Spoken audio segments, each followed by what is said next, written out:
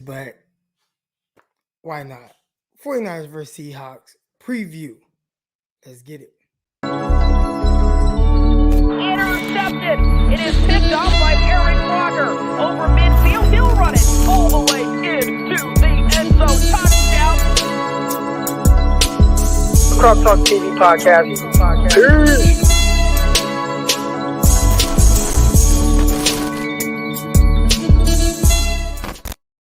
Welcome to another episode of Croc Talk TV. I'm your host, former NFL and AFL defensive back, Eric Crocker, and I am here to go over all things 49ers versus Seattle Seahawks.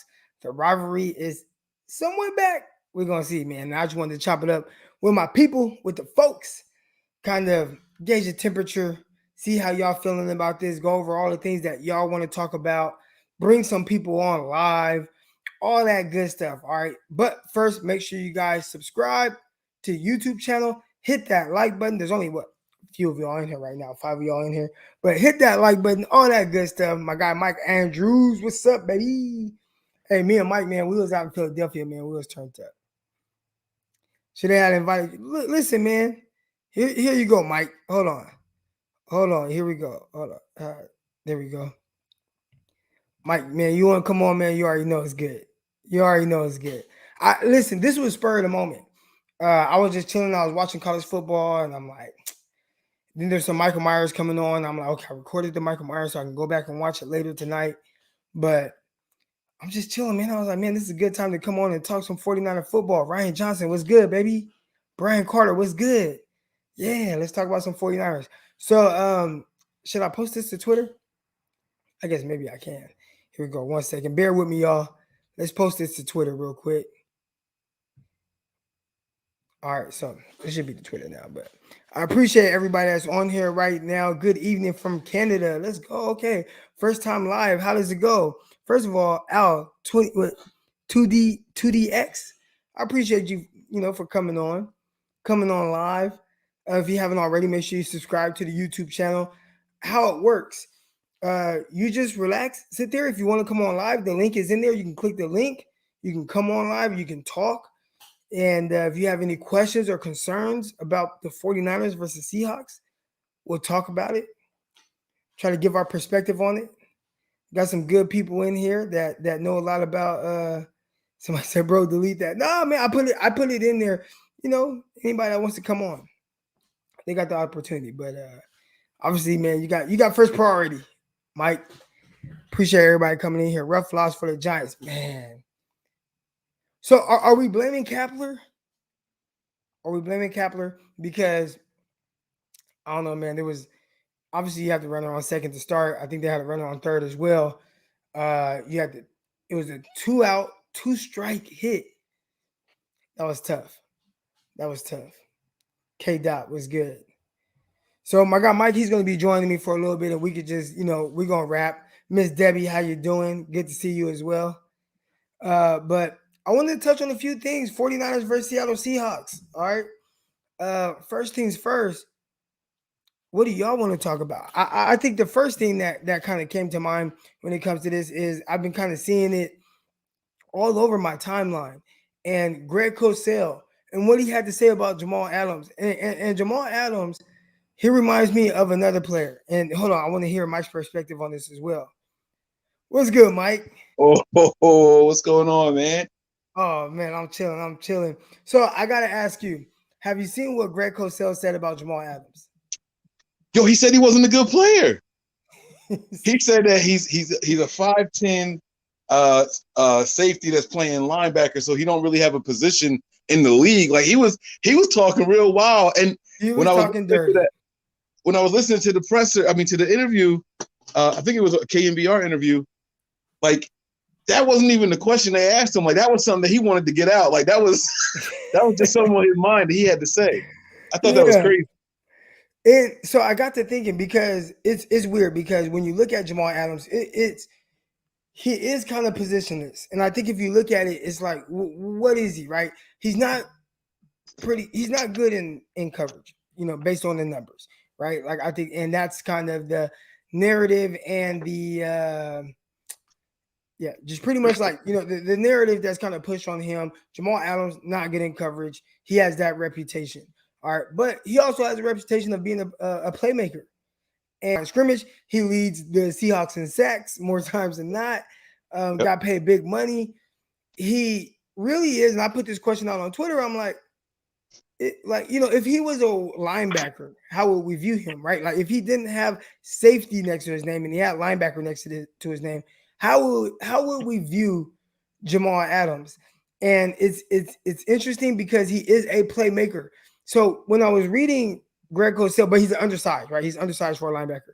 But when I was reading Greg Cosell, his comments and everything, I didn't go and listen to it live. I didn't go listen to it live, but it reminded me of a player. There's another player that's kind of like him. He's a cornerback. Do you have any idea who I'm talking about? A corner. That's undersized. You said I guess you could say I wouldn't say undersized, but he's not big. He makes plays, but he also gives up a lot of plays as well. Yeah. Peters. Marcus Peters. Yeah. So I have Marcus Peters. I don't know if y'all are able to see. Is right there. Marcus Peters of safeties. You know what I'm saying? So I felt the same type of way, and I was just like, man, like that reminds me of Marcus Peters. Marcus Peters is a guy who has been very opportunistic. He wrecks games. Now he can be had and he can give up plays, but he also can kind of hurt you because he's liable to make plays. And that reminded me of Jamal Adams, where Adams is a guy who, for sure, you see him and you know that there's clear areas of weakness, right? Like in coverage. If you run at him, he's not big. You can move him out the way, but somehow he just makes plays, whether it's tackles for losses, forced fumbles, sacks. He has some touchdowns, but he reminded me a lot of Marcus Peters. So what were kind of your thoughts when you heard Greg Cosell kind of get at him the way he did? I mean, all right. So, my first thing that happened was like, what, where did that come from? Like I said, that wasn't the question that was asked to him at all. The question was along the lines of like, can the Niners take advantage of the secondary? Right. And then he was like, well, I don't know about that, but I know that Jamal Adams don't have a place in the end. Like he don't fit. He's not a real. I was like, okay, all right, that felt weird. But we talked about him on our show last night and the night before, and we came up with the same thing. Like he's doing what he was brought in to do. You can define him with a position if you want, but he'll get the turnovers. He's getting sacks. He's getting tackles for loss. And so I think that they're happy with him. I don't really care how a player is defined by position. Like what we saw from Juice last week wasn't necessarily just fullback work. Like he does a couple of other things sometimes, And so if we can call a guy like Kyle Juszczyk or George Kittle offensive weapons, why can't we call a guy like Jamal Adams a defensive weapon? You know what I'm saying? Like as long as he's out there and he's earning that keep, they wouldn't have gave him that money. They knew what he was. He's not doing anything much different than what he was doing when he was with the Jets. And so, that's what they wanted from him. And I'm not mad at that. I'm not mad at the way he was used. So when you think of Jamal Adams and you hear what Greg Cosell, and I have a ton of respect for Greg Cosell and what he is, he actually follows me on Twitter, which I was kind of like, I don't really get like starstruck at all, but that was one moment where I'm like, wow, Greg Cosell's following me. Yeah. But when you listen to Greg Cosell in his comments, and you kind of knowing what Jamal Adams is, what his strengths are, what his weaknesses are you worried about him at all going into this game? Am I worried about Jamal Adams? Yeah. Going to the game? Well, I feel like some players you don't want to push, right? Like you know how they talk about like locker room material, bulletin board material. Yeah.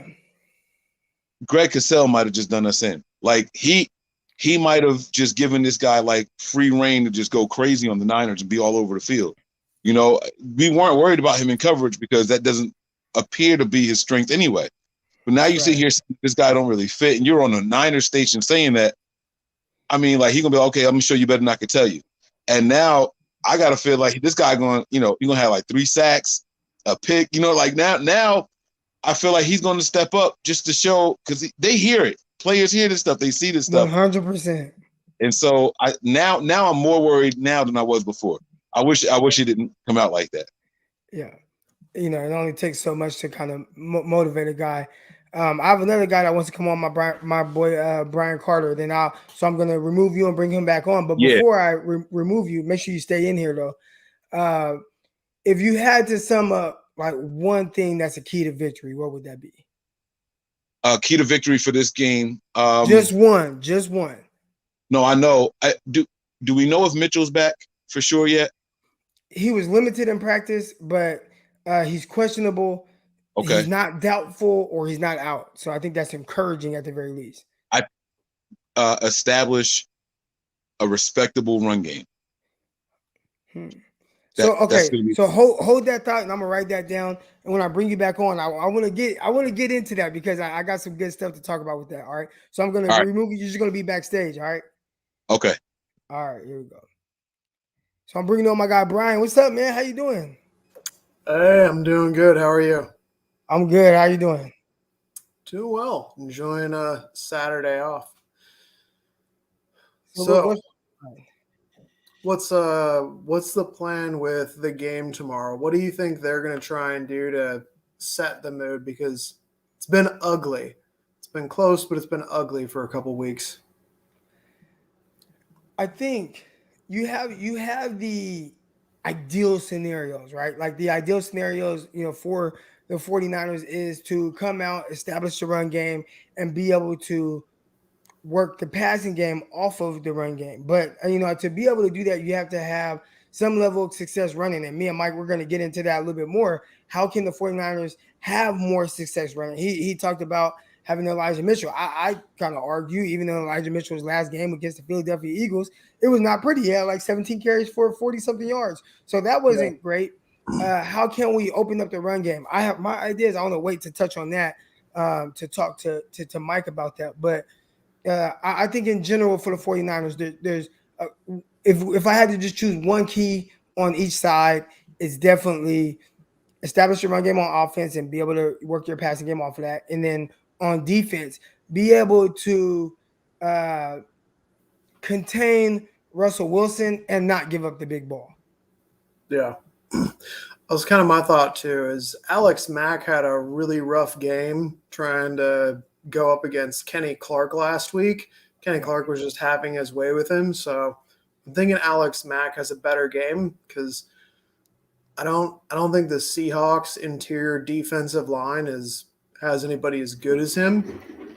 And in the run game, I think we also need some speed because Trey Sermon, I really like him as like a downhill runner, but he doesn't have like that 4.4 speed to like stretch things side to side.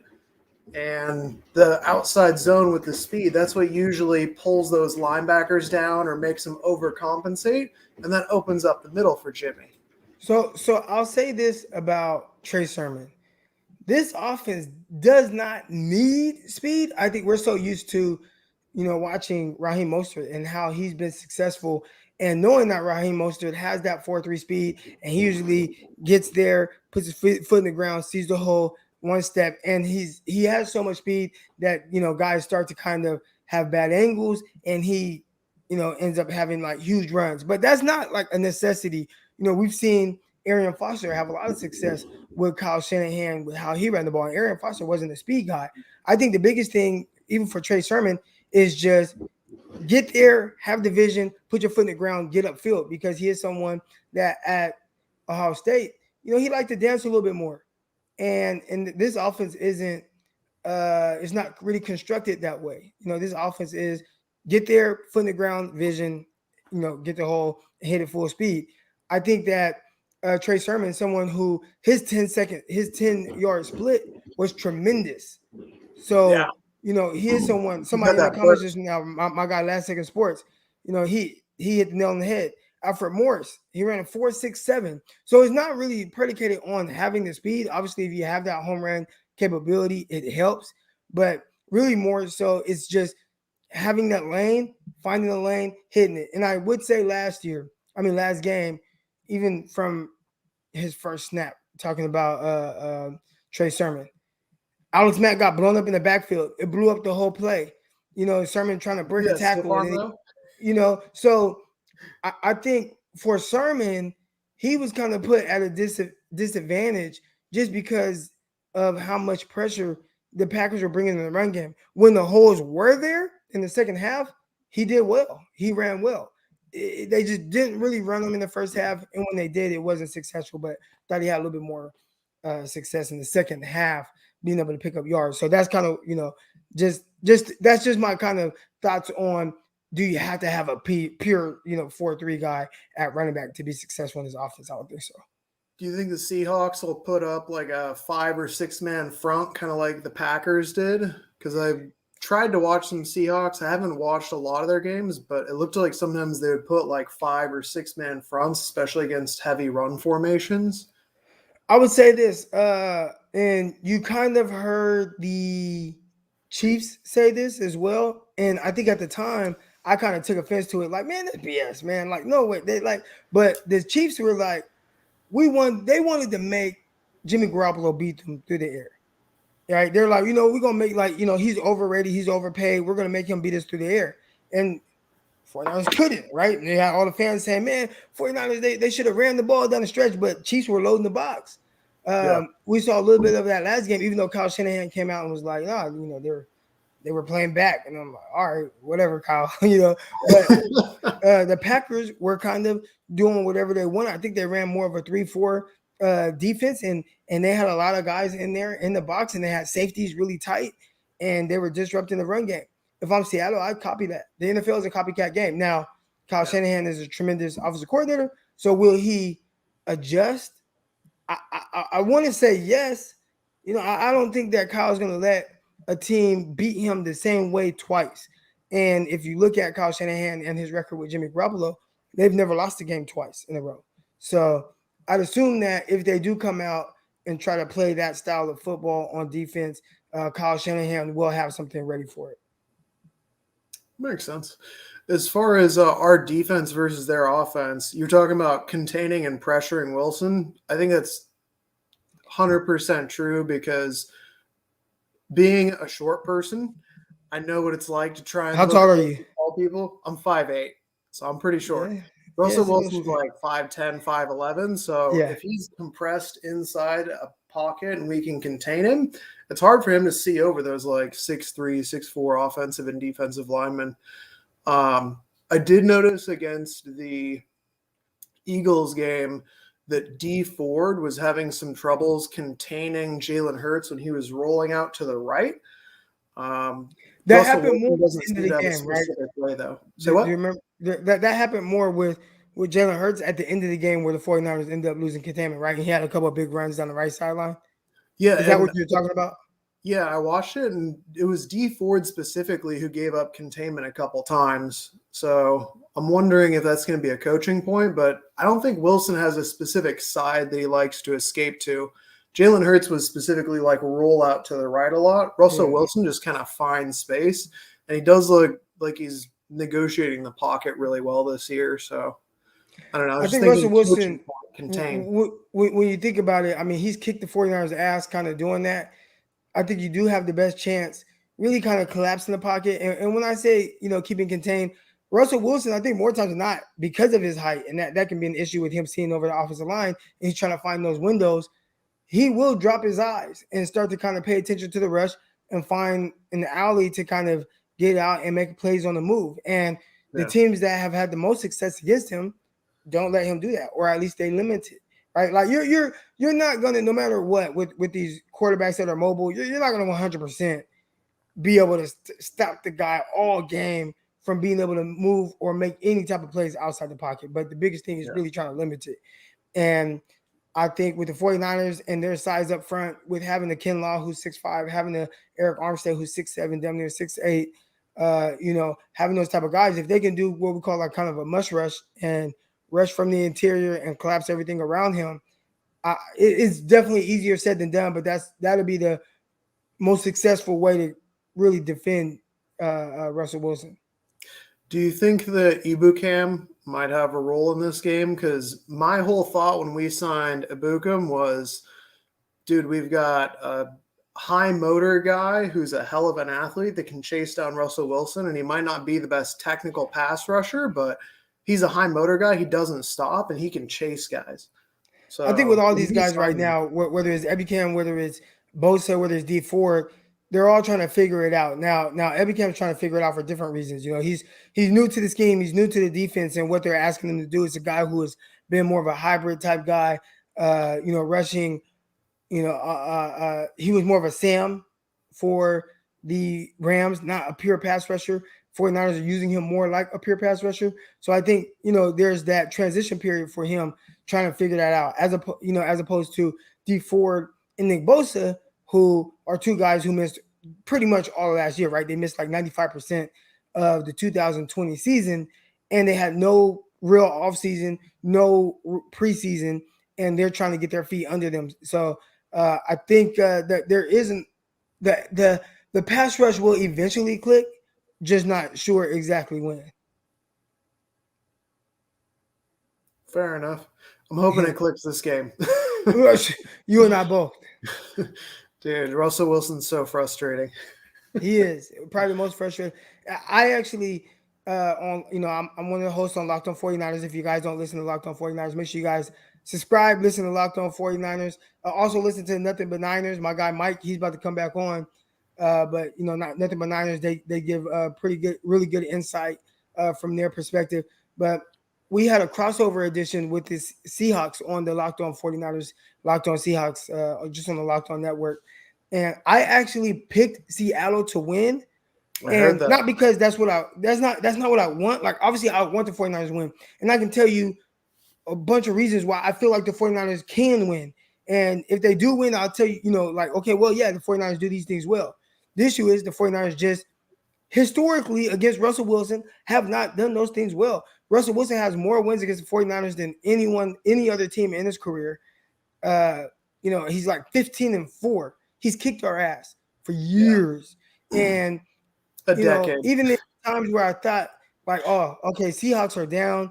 49ers have this is the time they're going to kick his butt. This is the time the 49ers are going to get after him. It didn't happen that way, right? Like he still figured out a way to pull out a win. So I can't predict the 49ers winning, but I definitely can see how they win. But yeah, Russell Wilson, man, it's tough to defend him. So how would you, if you were coaching up our corners, and I'm going to assume at this moment that it's probably going to be Demo and Mosley on the outside, just because Dante's more of a slot, Skrine's more of a slot, Josh Norman, who knows if he's going to be playing because they've got to test his lungs for fluid. How would you coach up Demo and Mosley to guard Lockett and Metcalf, as difficult as that is?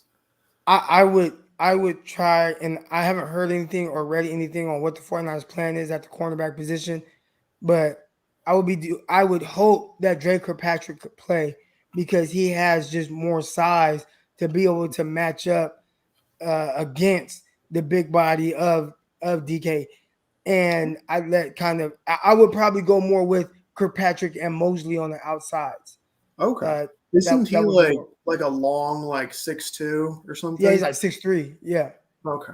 Now he's a little bit older, but I think if you talk about DK and what his strengths are, you have the best chance of probably defending him, having Kirkpatrick on him more times than not, and you just kind of have to live with the results. But hey, man, Brian, I appreciate you coming on, man. I'm gonna get my guy back on, man. Thanks for calling. Anytime, man. Anytime you see me pop up on here and you see the link, click right in, man. I appreciate the insight. For sure, we'll do, Croc. All right. Make sure you guys, if you're not already, hit the like button right now. Hit the subscribe button. I got my Underdog Fantasy shirt on right now. Underdog Fantasy. Make sure you download the app or go to the website underdogfantasy.com. Use promo code Crocky, and they will throw in an additional $10 into your account with whatever you sign up with. The games tomorrow, they got all kind of player props. Who's going to do better, Jimmy Garoppolo or Russell Wilson? You can bet rivalries between the two guys. You can parlay that and make you some more money. So make sure you guys download the app Underdog Fantasy. Make sure you guys use promo code Crocky. All right, but got my guy Mike coming back on. Mike, do you have anything? You just heard my guy Brian Carter come on. Do you have anything to kind of add to some of the questions that he had? Hold on, you're on mute. My bad. No, I don't have any questions. I like what he was saying about, the game and his concerns about the rushing attack. And I like how you kind of put to bed, because I was going to say the same thing if you didn't say it. I don't think that the Niners need speed. We need effectiveness to make it work here. So, you know, it was interesting also the Kirkpatrick thing. I never even considered that as a possibility, because I just feel like DK's speed is just so dangerous. I don't know if I would do that. That kind of scares me. You gotta pick your poison, right? What do you want to lose with? Do you want to lose because he bullies guys, or because he potentially can outrun a guy? I mean, look, we got to be honest. The Niners giving up the booty. They giving it up downfield. Like Aaron Rodgers saw it. We saw it against Eagles. You don't think Russell Wilson coming in here with these rainbow throws? I think that the speed. Oh man, it's scary. I don't know. And I heard you say that you picked him to win. I did too on our show too. So I was right there with you. What'd you say the score was going to be? I said 31-24. Okay, so we both had the 49ers losing by 7. I said 17-24. So okay. Now we got to defend ourselves, because, you know, we have a lot of 49er fans here, and that's not something that they want to hear. Why do you have the 49ers losing? Like, again, we are some of the biggest 49er fans, so we want the Niners to win. But just using your kind of football mind, why do you think that the 49ers could lose this game? It's going to come down to whether or not Jimmy can outduel Russell Wilson, like the passing attack. You know, I said that the key to success is establishing a run game. But if we don't know who our running backs are going to be, and the Packers gave the formula. Kittle said it at the presser.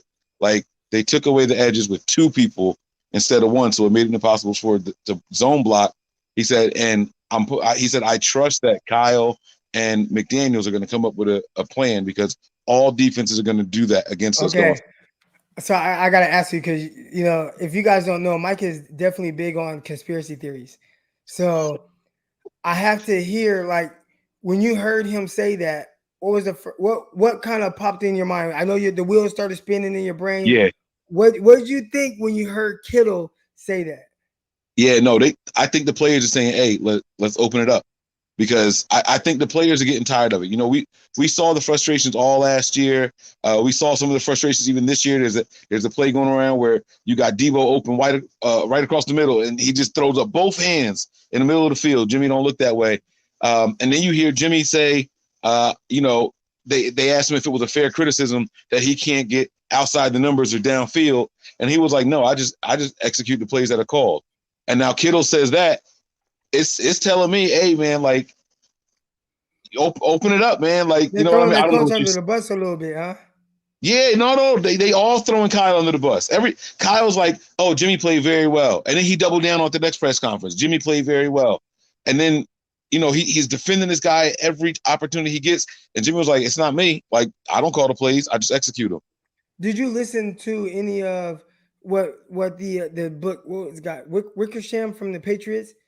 He had some things, and I don't remember if it was Mayoko or Barrows, but one of the guys kind of talked about one excerpt from the book that had to do with Jimmy Garoppolo, and it was Kyle Shanahan basically saying that, one, Jimmy lacks the tenacity that Aaron Rodgers has, and 2, they have a hard time kind of getting him ready and get him up for games. Did you hear that? No, I did not hear that. But it does. I mean, it kind of fits the narrative. If you watch Jimmy play, he's an extremely rhythmic quarterback. Like, if the timing and everything is hitting, Jimmy's going to be clockwork. You know what I'm saying? Yeah. But the slow starts don't surprise me, and the lulls that happen randomly in the game, they don't surprise me either, because Jimmy's just going to go out there and just do his thing. He's not a fiery guy. You know what I'm saying? Like, he's not one of those people. Like, Jimmy doesn't look like the type of guy that, like, gets excited by the bigger challenge.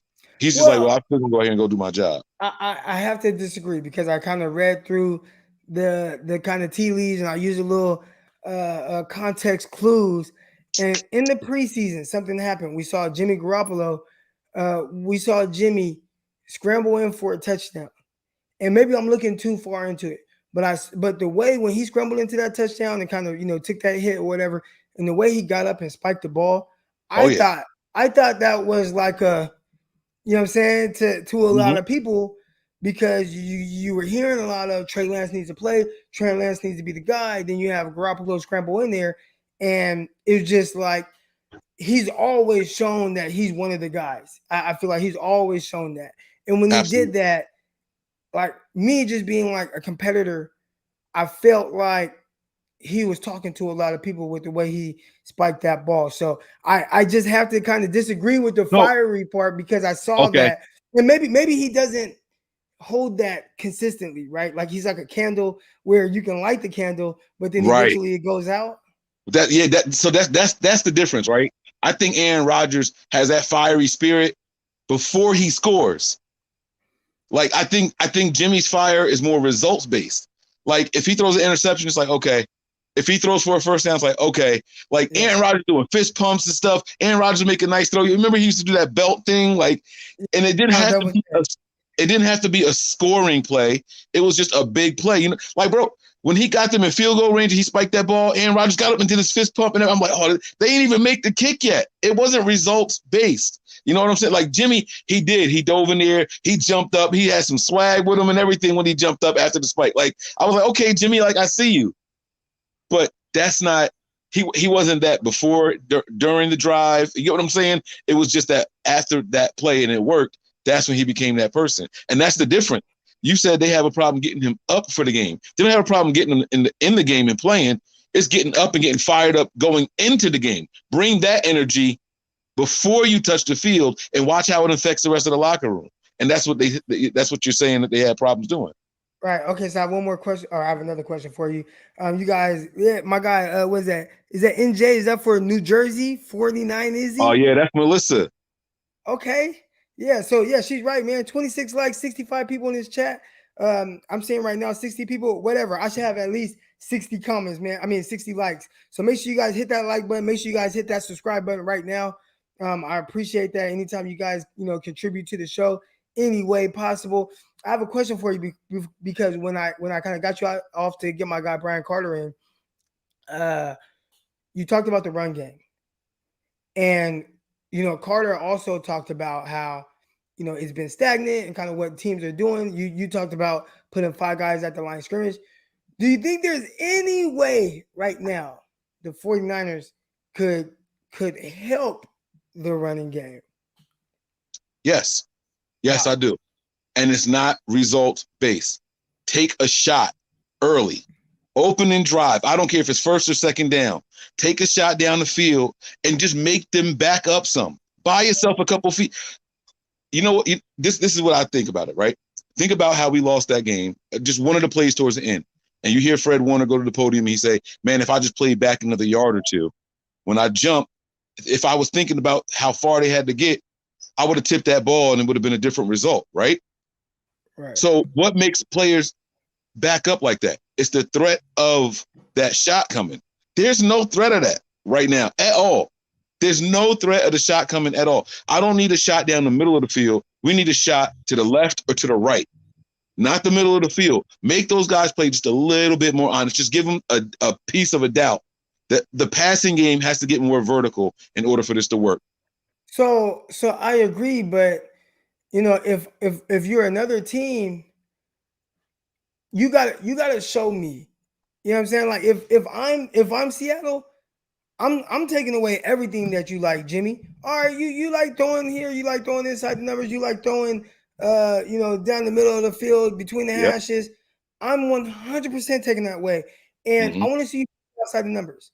Okay. Right. Got me outside the numbers. Okay, I want to see you beat me outside the numbers again. I want to see you beat me down the field again. And if you can't do those things consistently, I'm still going to continue to take away everything that you like to do until you show me that I'm wrong. So I look at it and I look at Kyle Shanahan. Everybody's talking about Kyle Shanahan right now, right? I mean, that's a big thing, and I'll get your thoughts on that whole thing. But they're talking about Kyle, and they're saying what he is or isn't doing and the game plan and stuff like that.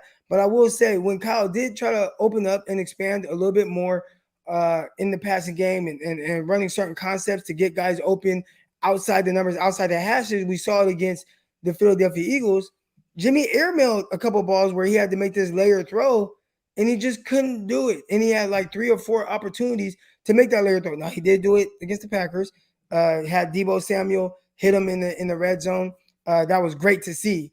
Now it's like Jimmy, you are an NFL quarterback, so I expect you to be able to do it once, twice, whatever. But can you do it consistently? We know Aaron Rodgers can. That's what he really ultimately beat the 49ers with. But we saw Jimmy's attempt several of them against the Eagles, and they were incomplete. And I think for Kyle to really be able to have this offense flourishing and at its full capacity, you at the very least have to be able to make those kind of throws. Yeah, no, you're right. I would. It depends on what people say doing it consistently, right? Because they say the deep shot's not it's not the most highest percentage of likelihood to be completed, right? But there's so many other things that could happen: the flags, the holding, you know what I'm saying, stuff like that. Like I think we have to do that in order to open up the run game, because right now they stack the box and take away the middle of the field. They doing all that inside of 10 yards. Right. So even if they're not doubling up or on the edges for the zone scheme, like the guys are right there. As soon as they realize it's a handoff, they're gonna take the angle and they're gonna minimize the gains. So we do have to do it, and we got to try to connect. I'm just not sure what else to do. Like the jet sweeps and all that stuff, I don't think that's gonna work if you don't open it up down the field. I have an idea and on how the 49ers can expand on the running game. And it actually does not involve having to throw the ball down the field. Do you know where I'm going with this? Are you gonna say put Trey Lance in? Trey Lance. Now listen, I'm not saying play Trey Lance in a sense of I want him in and I want him to do all this crazy stuff and down the field. But even if you want to run it, even if you want, and I feel like there's things you can do off him. Even if you gave Trey Lance 5 plays, you know what I'm saying, and you work those plays to where he understands exactly what he's seeing, what the defense is going to do, and it's just 5 plays, like Trey Lance, these are just 5 plays I'm going to run with you. And you know what, Trey Lance, they're all going to be off of similar hooks. This is our way of kind of easing you into this whole thing, but really ultimately trying to open up the run game that's really struggling outside of a Elijah Mitchell touchdown run against the Detroit Lions. The run game is struggling big time. Yeah. So we got to inject some firepower into it somehow. And to me, the way to do that, and this is not me saying bench Jimmy Garoppolo for Trey Lance, but we have to figure out a way to give Trey Lance some more opportunities to help open up the run game, even if people in theory know it's coming. So one thing that's automatic, and how he improves it just right now. When he comes in, the defensive ends cannot crash down because they don't know if he's keeping or if he's giving. So right now, automatically, you take a person out of the box or 2 to try to help against him actually keeping the rock. All right. Now, the other thing that he really, he helps with as well is he can keep teams off balance, because as we saw in the Lions game on the goal line, which I'm really surprised 49ers haven't used him more in the goal line, but they had the motion, play action. He just rose up. Everybody on the Lions is staring at Trey Lance, and he throws a little out route to a receiver that's wide open. That's the effects that he brings. Hold on, I gotta sneeze. All right, didn't sneeze. That's the effects that Trey Lance has on the game. And I'm not saying bench Trey Lance or Jimmy Garoppolo for Trey Lance, and that Trey Lance just has to play. But when I look at how the running game is struggling so much, I feel like we're holding this card, and there's no better time to play him than right now because of what this game means. And I don't know what Kyle is thinking. I know what he's thinking in the sense of Trey Lance isn't quite ready where I want him to be, and I don't have to play him. I understand that aspect of it. But I still feel like it's like there's clearly an area where he can help, even if it's not him being in the game on a consistent basis. What are kind of your thoughts on that? I said a lot, but No, it's cool. This has been a point of contention across all 49ers, Twitter, Facebook, anything. And I understand why Kyle hasn't done it. And it's because I think Kyle is kind of telling everybody he's not ready. And I think that they worked on Trey Lance in short yardage, and red zone. And that's why we've only seen him on those spots of the field. I did, like, Kyle used to struggle there, and this year we're 100% in the red zone. Did you know that? Yeah, that's crazy. That's wild. That was a weakness that suddenly turned into a strength. And I know Trey Lance is responsible for 4 of those touchdowns, like not him running it in, but plays that had something to do with him. I think 4 of them are on him. So that's already a positive. I think what Kyle is doing is working with him in package settings. And now it's going to be, all right, let's do this, let's do that. I mean, we heard, I think that's the next thing to come, just so you know. We heard all through training camp and the open practices and everything, how Trey Lance was killing it in the red zone. They was talking about he was 5 for 5 and da-da-da-da. Like every single practice report, that's what we heard. He was killing it in red zone, killing it in red zone. I don't think it's a coincidence that he's in the NFL now, and that's where Kyle's using him the most. Red zone, goal line. And so what was the next thing you heard about him that was really well? He was connecting with Sherfield deep down the field. He was connecting with all these receivers deep down the field. He was opening up the passing game. He was throwing pretty passes down the field. I think that's the next thing to come. It's just a matter of, if you put him in a situation, are you going to do him how you did Cam Newton when he first got in the league, where he didn't have to read the defense? Just run the play that I call. That's it. Because Kyle's capable of doing something like that. Right. But I don't know if Kyle wants to do something like that all the time. But what you're saying is absolutely correct, though. It will definitely open things up. You see it the moment he steps on the field. Defenses tense up. You know what I mean? You know, you see these guys get their hands in the ground, their helmets, the helmets go down, right? Like you can see the helmets go down when Jimmy's in there. When Lance is in, those helmets are up a little bit because they're like, what's he gonna do? It's different. It's just different. It changes everything, and the dynamic is just very, very different. I want to see it too, and I don't know how to respond other than that. I want to see it, but I just don't know why Kyle's not doing a little bit more, other than just the fact that he's not ready.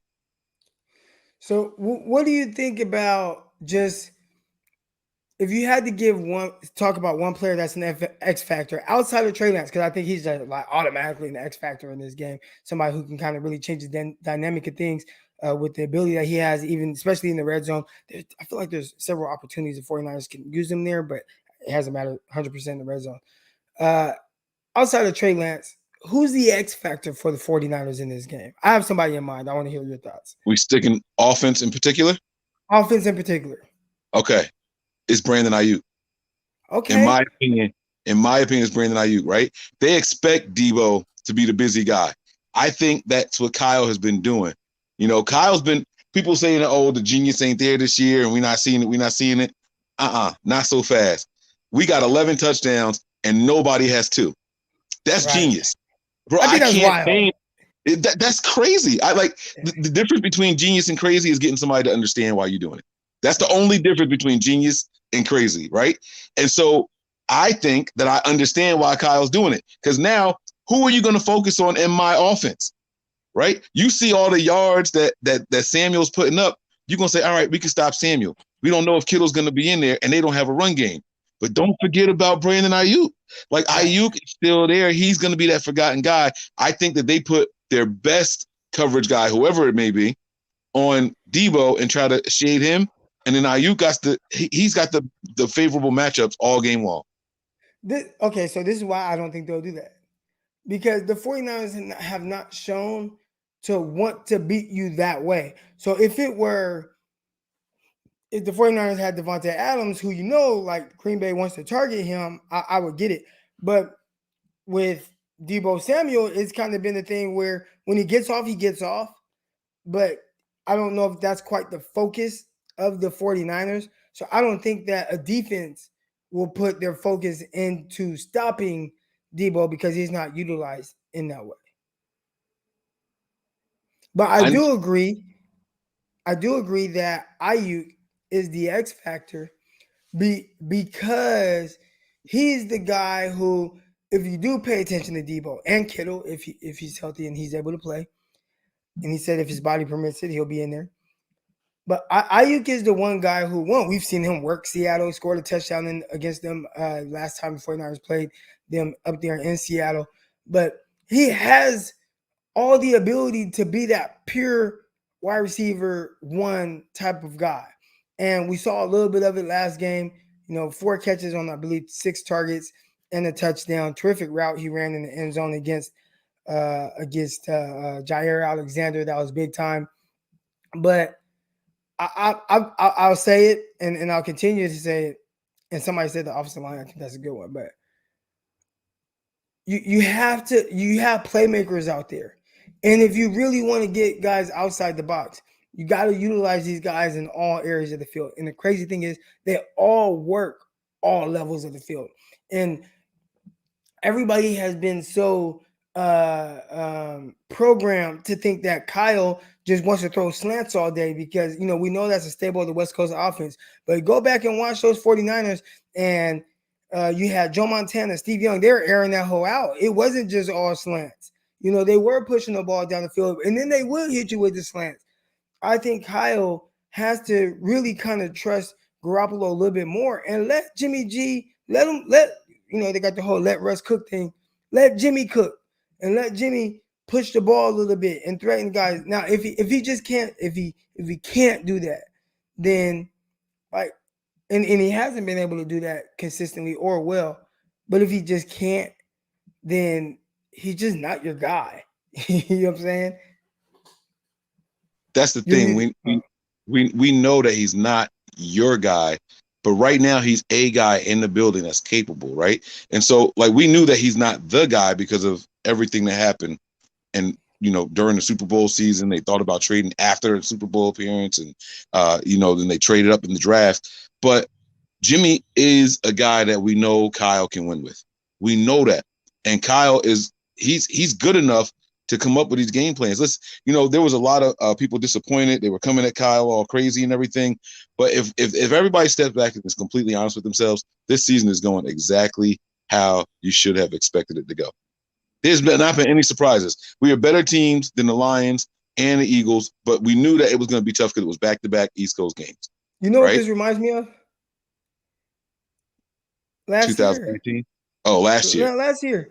Last year, the 49ers started off. They started off 2-1, and it's kind of forgotten. I think maybe because we did have injuries. You had Garoppolo that was injured, and that really hurt and kind of skewed the perspective of the whole thing. But 49ers last season started off 2-1, and they had 2 road wins on the East Coast against 2 teams that they were just better than. Mm-hmm. And after those 2 wins, things kind of went to shits. And I'll say this because me and Peacock. And I got to stop talking so much to the fans and just really give my analysis, even on the show. Yeah. But when we talked about not really being overly joyed, and you guys too, I watched your guys' show and how the fans got at us for saying, "Hey, what do you like? Why are y'all tripping? Why are y'all crying? Like the team is 2-0. You guys complaining, you guys crying over this. Like I'm not listening to this anymore. All that. We got some of that too because what we were saying is the Lions, the Eagles, they are not the standard for what the 49ers want to be, right? Like if the 49ers are going to get to where they want to get to, which ultimately is the Super Bowl, then your standard can't be beating the Lions and beating the Eagles. Are they good wins? Yes. And we were there. We were sitting next to each other in the stands. That was awesome. Right. And that was a terrific win in the sense of just getting out of there with a win, but with how it looked and how it felt, even while watching the game, that you have to have, if the 49ers are going to be who we want them to be, there has to be a different level of execution. And the 49ers just did not have that in those 2 games. So just kind of looking at that, and then you look at the Packers game and the 49ers falling behind 17-0. Amazing job by the coaching staff to get the 49ers back in the game. Keep the team up, keep the team going, start chipping away, and ultimately at the end of the game, take the lead. Amazing. But I do think you can't continue to have these slow starts, which first game they started fast, that was good. But Eagles, I'm like, man, is that who the 49ers are? It's not really pretty. And then Packers, like, golly, it's not the Eagles. We down 17-0. Right. Do you think that the 49ers start faster this game? Because I think that could be one of the keys to victory. It's absolutely one of the keys to victory because, Kyle even admitted that the team is usually sluggish after the back-to-back road games. and they go home. He said, we've been working on it. We've been openly discussing it and making it a point of emphasis to not come out sluggish and everything.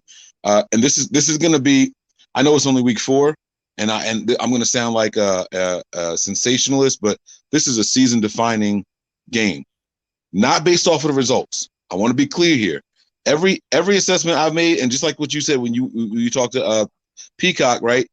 When we after a win come in and still criticize, it's because we're not just going based off of the results.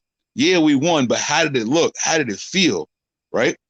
This game is a season-defining moment, not based off of the results, but how this game feels. Yeah. So what you're saying is, if Jimmy's going toe-to-toe with Russell Wilson and ultimately the 49ers, we lost, you wouldn't be mad at that. No, I would not. As opposed to it starting off how it has started and the 49ers walk away with an L, you would be a little bit down on the team from that. I've heard people already saying, the Seahawks start fast and then the second half they disappear. So that's when we're going to get them. There are fans already saying that Seattle's going to have the lead in the first half. That shouldn't be do you understand the mindset that y'all are programming yourselves to already? It's too early for that. Right. Why do we have to be trailing significantly in the first half? Because we did it 2 weeks in a row? No, that's not the standard. You just said it, right? You're talking about that's not the Lions and the Eagles can't be the standard. That's not the standard. We are not a team that has to trail in the second half. We don't have to be that team. And it's again, like I said, it's not results based. It cannot ever be results based. Like how I defended Mike McGlinchey all last year and the year before, right? I said, yes, he had a bad play at the worst possible time. But for the rest of the game, he was solid. People like, Mike, nah, your boy trash. He's trash. No, he had a good game, but that one play on 3rd or 4th down, and that's he messed up. Everybody's mind. Right, but I can't let it be results based. I got to look at what I see, and what I see are a team. What I saw was a team that was struggling these last 2 weeks. I know we came back and everything, and I said it on our show. I don't think the Niners deserved to win that game. If we had I'd have been celebrating with everybody. You know what I'm saying? I'd have been cheers and all that stuff. But it didn't feel like a game that we were ever even in. You got to see him do a little bit of work in the second half, and fortunately for us, we were in it, and like you said, we got that lead. But it never felt like we were the better team on that day. Not to me, it didn't. Not on last Sunday, it didn't. It didn't feel like that because I think it felt like we didn't have the better quarterback, which is obvious. I mean, we're going against Aaron Rodgers, but I think sometimes when you see a quarterback on the other side and you feel like you're just at his will and your quarterback isn't making the plays in the moment. And again, 49 started off down 17-0. But when you're watching that, I think it's easy to kind of feel like, damn, we're not that good. And I think a lot of that comes from, the fan base not really having the faith in Garoppolo like that. Now, again, I'm a realist, and I don't want to keep talking about Jimmy because I know everybody's kind of tired of talking about him, but I know what Jimmy is and what he isn't. So when I see weird moments, to me, it's like, of course, that's what Jimmy is. And I strongly believe that Kyle and the 49ers understand who Jimmy is. And I think they are okay with that when he has his weird moments, because I don't think that they expect Jimmy to go toe-to-toe with an Aaron Rodgers. I think that the 49ers know that they have to have other things around Jimmy clicking for him to be able to have, that level of success against an Aaron Rodgers, like what we saw in 2019 when, you were sacking him and you were forcing fumbles and almost scoring off of that. And then you play action, big ball. And then, they stifled him and, all those things. Then in the playoffs, you only have to throw the ball 8 times. When you see the 49ers being able to kind of play at that level, you don't need Jimmy to be outside of his element. And I think 49er fans, I don't get upset anymore by Garoppolo's play when it starts to look weird, because it's like, that's who he is. So we can't get upset. But again, the coaches know who he is. They don't expect him to go toe-to-toe with an Aaron Rodgers. But you gotta have the other things kind of click in there. Let's kind of talk a little bit about Seattle's defense, and we touched a little bit on Jamal Adams, but Do you think that there's areas of their defense that we should? I don't want to talk bad about Jimmy, but last season, Seahawks had the worst secondary in the league statistically, and the 49ers winning that game and did not have the success that we were hoping. Nick Mullins did for some weird thing, but we didn't have the success that we felt like we should have. Do you think that it could be different this time where, again, it's a secondary, which last week, Kirk Cousins tore their ass up. Yeah, Can Jimmy do the same thing? It's all about rhythm. I hate to say that because it sounds like a cop out. It sounds like I'm not trying to give a serious answer, right? But you know, the truth of the matter is, when we get out there on that field, if we're clicking, that's it. This game is over. I'm telling you, the first 2 drives are going to let you know exactly how this game is going to go. This game will be over, and we can make some adjustments, and we will make adjustments, right? But Kyle is a mismatch masterpiece guy. Like he'll find a guy that's playing off and then start doing stuff with him and manipulating him and making him move a little bit just to create some space for plays to go. We are absolutely capable of taking advantage of it. We have too many offensive weapons. We have too many offensive weapons to not be able to do it. And I believe Kyle is capable of getting it done, you know? So I think that we can spread them out. They said, you watched a lot of the tape. I heard Cosell say something about the Niners coming out in a 3-by-1 set. Did you see that? You saw a 4 wide receiver set last week? Like I don't remember seeing that. Well, 3-by-1 can be with a tight end as well. Did you see any 3 wide receiver sets? Because we were talking. There were times. I mean, plenty of times Sanu was on the field. Right. So I assume anytime Sanu's on the field, you probably have Ayuk and Debo out there as well, because Ayuk had a ton of snaps, and I believe Debo did as well. So maybe that's what it was.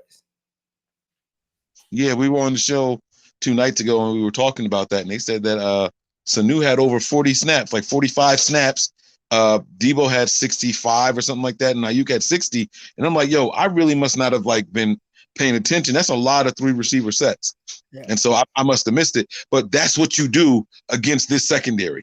To me, that's what you do. You spread them out, you run your pick plays, your screen passes and all that stuff, and you frustrate the hell out. Get those guys, if you're not going to do it vertical, then you do it horizontal. Get those guys running left to right. Yeah. Get them running across the field in chase mode. Chase me all the way across the field for a 3-yard gain, because the field is also 50. You get what I'm saying? It's wide.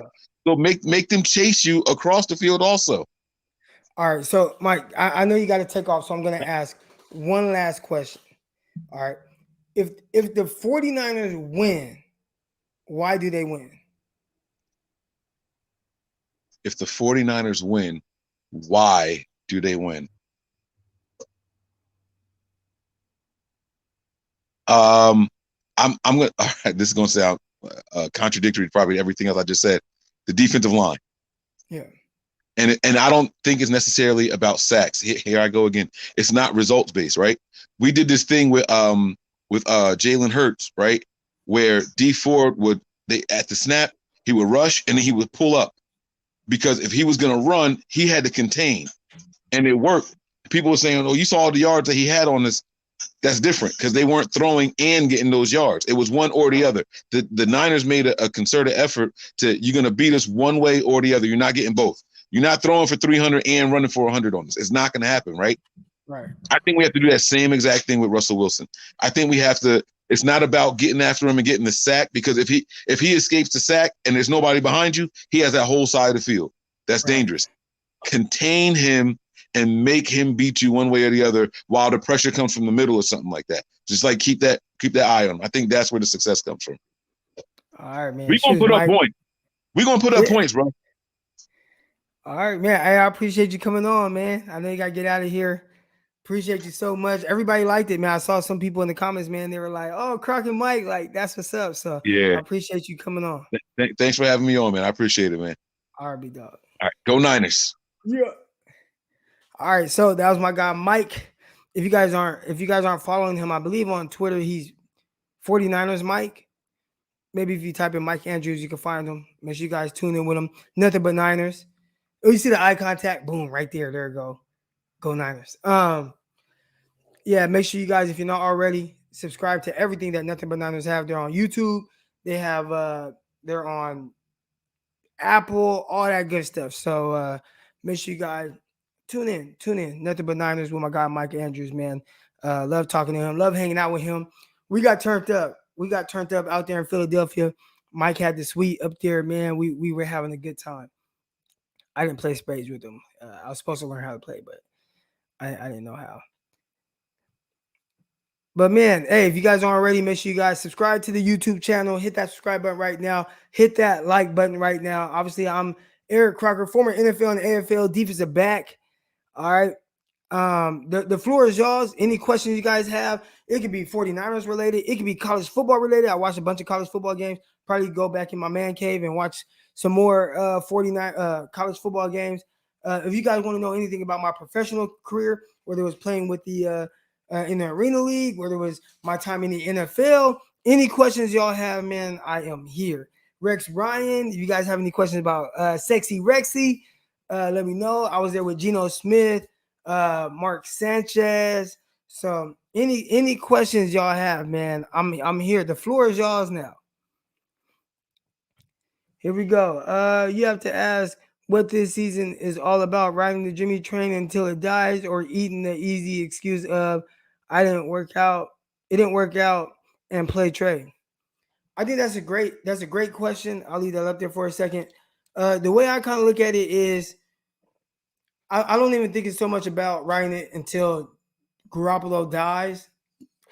The Garoppolo train dies. I truly feel like Kyle Shanahan feels like Jimmy Garoppolo gives him the best chance to win. And we've seen other quarterbacks, rookie quarterbacks. I do think that Trey Lance is in the best scenario. But we've seen areas where some of these guys are kind of struggling with the game being a little fast for them. And why go through that if you don't have to? So I think that's where the 49ers are at right now, and why they're riding with Jimmy Garoppolo. I think they truly feel like he gives them the best chance to win. Did you turn on Sexy Rexy with your feet? Does he have a foot fetish? No, the answer is no. But I'll tell y'all this about Rex Ryan, man. Best coach I've ever been around, and I've had the pleasure of playing for a bunch of different head coaches from college to the pros. Rex Ryan was the best I ever played for. He was the ultimate X's and O's guy. You know, he had like this hybrid of what his dad brought in with the Bear defense and everything. His dad was head coach for Philadelphia and all that. And obviously he has a twin brother who's a defensive coordinator, and they probably come together and, have these little master plans and everything. So X's and O's, amazing. And one thing about him with the X's and O's, and maybe the thing that kind of contributed to the next great thing about him, was he was a player's coach. But you will come across a lot of players, and this is my kind of thing with like high school coaches. High school coaches come off as like, it's my scheme and my way, and I'm going to do this, and there's only one way to do it, and all this, that, and the other. Well, Rex Ryan, who's that created the defense, and we're talking about coached in the NFL and all that good stuff, he was very open to trying new things within the defense. And, he had players that would suggest certain things, and he was open to trying those things and seeing like, hey, we'll see if it fails. But, hey, maybe it'll work. And if it works, we'll do it. If it doesn't, then we'll just scrap it. I think that's one thing that made Rex Ryan just really great. And then just, he would call me by my name. Hey, Croc, how you doing? And at that level, what y'all don't know, man, a lot of times guys are kind of a number. It's like, 41. Hey, you can't do that 41. Woo, woo. But it was like, hey, Eric, how you doing? Heard you got the teeth pulled. I had a couple of teeth pulled. You know what I'm saying? So I got to step my spade game up. But yeah, Rex Ryan, man. Rex was cool. Don't know anything about the foot fetish, though. Don't know anything about that. Did have a tattoo of Mark Sanchez, aka Sanchez. I definitely have to step my spade game up. My dog Chris, he in here, 49ers by 2 TDs. I gotta ask you, and we talked about this a little bit, and I'm looking at this, and again, I want the 49ers to win. I believe the 49ers can win. I can tell you a bunch of reasons why I feel like they'll win, but I can't predict the 49ers to win. I just can't, because I've seen over and over, I've seen this story over and over where you're going into the game and you feel like the 49ers are the better team and they get their ass kicked. And a lot of times it just comes down to who Russell Wilson is. And even the last time when the 49ers did win, it came down to stopping Russell Wilson on the 1-inch line. You know what I'm saying? So it's really hard with how they've won and how they've kind of dominated the Niners, and with how the one time the 49ers have won in recent years, except for the Nick Mullins one, which was weird. Even then, I think that was in overtime, if I'm not mistaken. It's really hard to predict a 49ers win, even though I feel like they can. Great question right here. Oh no, that's not right here. Did you see Geno Smith catch a fade in the locker room? No. That was actually the next year, I believe. But I would say when Geno came in, Geno was great dude. We would kick it. We would play play Madden and stuff in the hotel room and all that. Just me and him chilling, playing Madden, all that good stuff. Rookies, we all kind of hung out a lot, especially at the hotel. I did feel like there was something where he could maybe come off a little different to somebody, and that incident was different. I didn't have that type of interaction with Geno, but I could see how something like that could happen. Continue to kind of get to y'all questions. I appreciate everybody coming in here. Make sure, if you're not already, subscribe to the YouTube channel, hit the like button, all that good stuff. Glad to do this more, man. Just come on here, rap with y'all, talk with y'all. I was chilling, watching college football. I'm gonna probably get out of here about 10 more. We'll hang out for another 10 more minutes, unless y'all get the what do they call them, the super chats roll in. Then I'll stay as long as y'all need me to stay. But Croc, with our running backs dropping like flies, should we hand the rock juice? No. No. No. I don't even think I have anything else to say other than no. Juice is cool with how a couple carries. I even think they maybe gave him too many carries last week. All right, here we go. Do you think if Mitchell is a go tomorrow, that Sermon gets to start, only to wear down the defense and slowly sprinkle in Mitchell? It's extremely difficult to kind of to try to gauge and predict what Kyle Shanahan will do in the run game. I don't want to say there's no rhyme or reason to what he does and why he does it, but it's not very consistent. So I don't even know. I have no idea. I'm just going to be watching just like y'all, trying to figure it out. I think we should use Juice more this game. I think if you're going to use Juice more, it should be him in the backfield and maybe acting like he's going to block, slip out for some passes, do some things like that. I think there's an area where he can be successful doing that.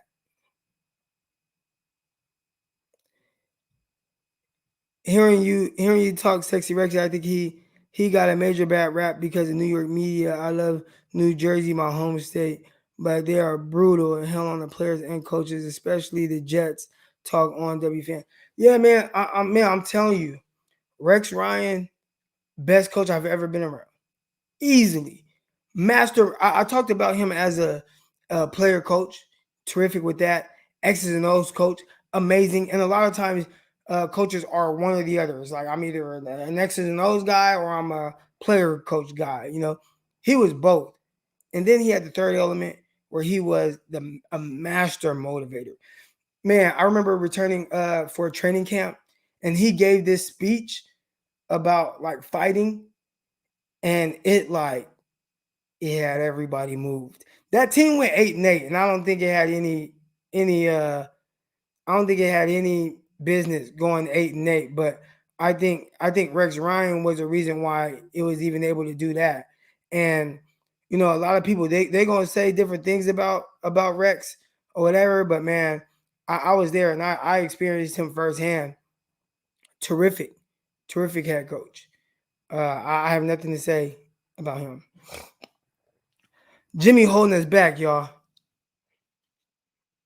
Oh know, man. I don't want to say he's holding the 49ers back because I think there's a lot of things that Jimmy does well, but it is tough that, you can't really expand on kind of what he is, even though he says he just does what he's asked to do. We need that kind of coach, not Shanahan.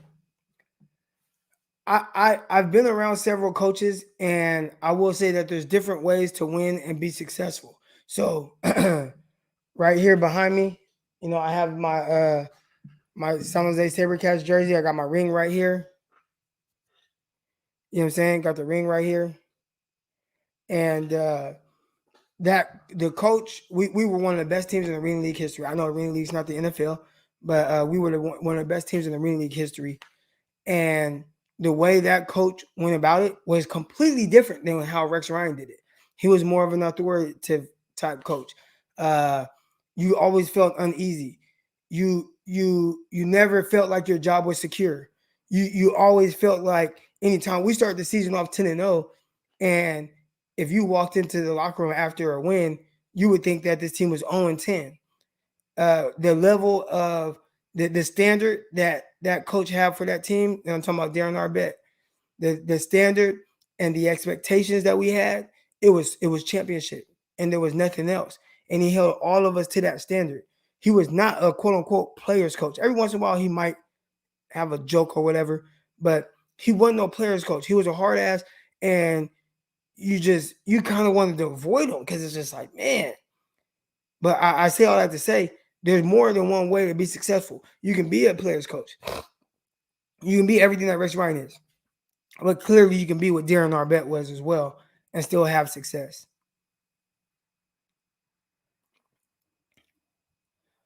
Here we go. Why didn't 49ers go after CJ Henderson? That's a great question. Wish I had the answer. I have no idea. And I think my Wi-Fi is dipping right now. I don't know why, but you guys just bear with me. That was something that I felt like was more of a no-brainer to me. Felt like, you have an opportunity like that to get somebody with that type of talent and be able to bring him in for the low, talking about third-round pick, and y'all can have that. Y'all can have that. And the tight end, take somebody. We'll fill that role. We'll bring in Jordan Matthews. I've seen this a couple times right here. I heard it was balky. Somebody talked about that earlier. All right, I see you say they stopped it. I don't know. I know this. This is the reason why I don't think it's balky. Business is business in the NFL.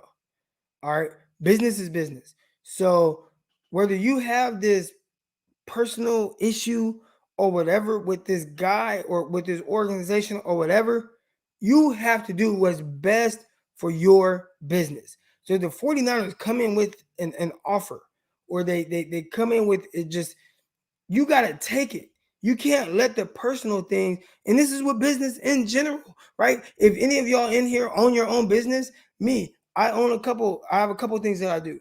Like, I can't let my personal feelings get in the way of something that's beneficial to my businesses. I can't. You can't. Jaguars can't. If 49ers came calling for Henderson and you felt like you wanted to get rid of him or whatever the case was, if that's your out with it, regardless of how Bonky feels about them, you got to do it. Just like the Washington football team did with Trent Williams. I feel like what happened with the Balky and the 49ers is nowhere near the situation of Washington football team with the Shanahans. And still, because it's business and people understand this, the Washington football team said, here's Trent Taylor, because you guys gave the best offer and he's willing to sign with you. You know what I'm saying? Then the Vikings were calling too. They could have just been like, no, we're going to ship him off to Minnesota. They traded him to the 49ers. And it's well known and well documented how that whole dynamic is in that whole thing with Snyder and the Shanahans. So if they did business together, then I just can't believe that Balky would block a trade to the 49ers, a team that really did him right and gave him every opportunity to succeed. And he had some success with the team. Ultimately, they let him go. But I didn't feel like that was like a bad blood releasing. It was just like, man, we just been bad for too long. We got to let you go. And it's business. So, yeah, I don't think Bulky. I can't believe that unless I start to hear some inside stuff. And if that's the case, if Bulky truly did block that, Jaguars will never be good ever. They'll never turn that. They'll never turn that organization around. If you have somebody that is willing to block an opportunity for you to improve your team, but because you have some personal issues with that team, you'll block them, they'll never have success ever. And Bulky won't. And Bulky should be out of there. He stopped OBJ from getting drafted by the Niners. 49ers didn't have an opportunity to draft OBJ. OBJ was drafted, 13th overall? 49ers were picking at the end of the first round. I think they took Jimmy Ward. Now, you might be talking about only thing I can think of is Alshon Jeffrey, because 49ers could have drafted Alshon Jeffrey. They ended up drafting AJ Jenkins. So, as far as what's going on with CJ Henderson, man, I don't know. I think he's very talented. I think he has a lot of ability. We'll see how it all plays out. There were some the mental aspect of things that maybe didn't, whatever, it wasn't meshing. One thing about Kyle Shanahan, I will say, and I don't know the situation with CJ Henderson, but Kyle's not with the BS. So who knows if that would have worked? Who knows if Kyle didn't like what he was hearing about CJ Henderson? Again, I don't know the situation. There were the reports of, Urban Meyer and those guys going to CJ Henderson's home and getting him out of bed to go to practice and go get up to the facility. I don't know what that is about, but I would assume that might be something where Shanahan is like, nah, man. All right, right before or after he's talking about Odell Beckham, yeah. Hope everybody's having a good Saturday night. I think I'm gonna get out of here, man. I appreciate everybody for checking in, coming in here. Have had consistently around 100 people tuning in. Croc Talk TV. Make sure if you haven't already, subscribe to the YouTube channel. If you're watching on Periscope, head over to Croc Talk TV on YouTube. Hit that like button, hit the subscribe button, all that good stuff. It felt good being able to talk with y'all, rap with y'all for a little bit. I'm going to get back to watching some college football. If you don't listen already, make sure you guys listen to my draft show, Locked On NFL Draft. Obviously, and judging by the numbers, I'm assuming a lot of y'all probably listen to Locked On 49ers, but if you're not already, subscribe. Listen to Locked On 49ers. It's on every platform that you guys are on. Appreciate everybody coming in here. Underdog Fantasy. All right, Underdog Fantasy. If you're not already, I'm telling you, it's a dope app. You want to make some money doing some wagers, things like that, parlaying some stuff when it comes to players. They got fantasy. They got all that good stuff. They got fantasy football, baseball, basketball, all that. Get involved with that. They got under overs. They got pick'ems, all kind of great stuff. So download the app. Promo code Crocky. I'm telling you, you won't regret it. Promo code Crocky. They'll throw an additional $10 into your account when you put in promo code Crocky. I appreciate everybody coming in here. Yeah, man. We out. Peace. Intercepted. It is picked off by Aaron Crocker. Over midfield, he'll run it all the way into the end zone. Touchdown. Croc Talk TV podcast.